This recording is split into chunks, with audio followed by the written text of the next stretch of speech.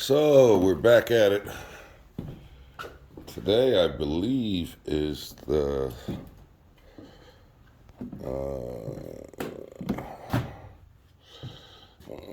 17th. So we're not going to let it discourage us, but just show you how life is. So I replaced my hole saw here. This is a 3-inch Diablo. And you've probably seen them. They're the kind with the new quick disconnect, like that. Probably one of the best arbors that I have used in a while. My next favorite one, there was an arbor, I can show you another video, where this collar just snaps back and forth and the two holes in the back of the hole saw, it just slides in and it's quick disconnect. Only problem was that if you drill it too deep, it can push the two holders out, and you know what happens when you don't hold the hole saw, it gets seized to the arbor. So anyway, went to replace that, and guess what? The arbor will not come out of this drill. This is a new, I guess they call it a quick chuck or whatever. So I got a WD-40 the heck out of that to see if I can get it freed up. It's a good thing I have more than one arbor. And what I need it for is I want to cut these holes through. Next video, you'll see another hole up here as I try to reproduce this move over here above the cap and between the header and the cap.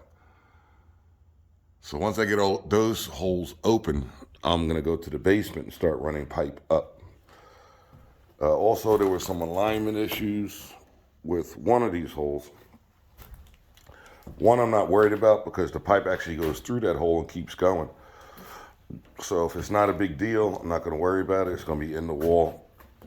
The problem was, or the challenge was, that I did almost real good. I got one pretty good lined up, but I'm using a extension with quick disconnects.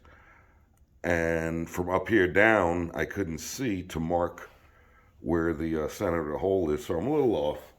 But again, there's no fittings, it's not water, this is all air, and I'm not worried about it. What I am concerned with is getting the holes the right size to get fittings in.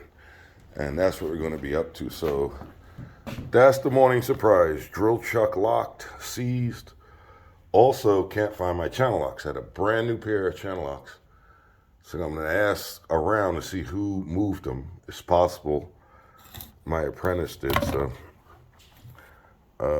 anyway, just a little update there. We got all the fittings and pipe we believe to run from the basement to the third floor roof line. And the last piece we're trying to solve is all this wood that was chipped out had to come out, but one piece of it has to go back. And you can see here where all three of the subfloor upstairs came together. And there was a piece of wood here, but it was loaded with nails, and I can't drill nails. Or I could, but I just bought one new hole saw. That makes 2 in a week. So trying not to spend money on hole saws. If you could take your time and pull the nails out the way, why cut through them? So I got to find a piece of 2x8. This is. These are 2x8, 7 1/4 nominal. And I got to get it up there before I drill a hole, because once it's up there, you're not going to be able to get it in there. And unfortunately, where those pieces of subfloor meet, you would actually be standing right in front of the sink. It looks like it's the edge of the tub there, if I back up. So if you're going to tile the floor and you didn't get thick enough covering, that's going to flex and the tile is going to pop up. So I can't just leave it that way. I got to put a piece of wood in there. And the oddest thing is I can't find a piece of 2x8 dimensional lumber in this whole site. I found a piece of treated, but you're not supposed to use treated lumber when you're framing internally. You can, inside the house. So I found a 2x10 piece of regular dimensional lumber. And my only choice is to put it in the ripsaw and make a piece of 2x8 that I will put up there before we get going. All right. See you on the next one.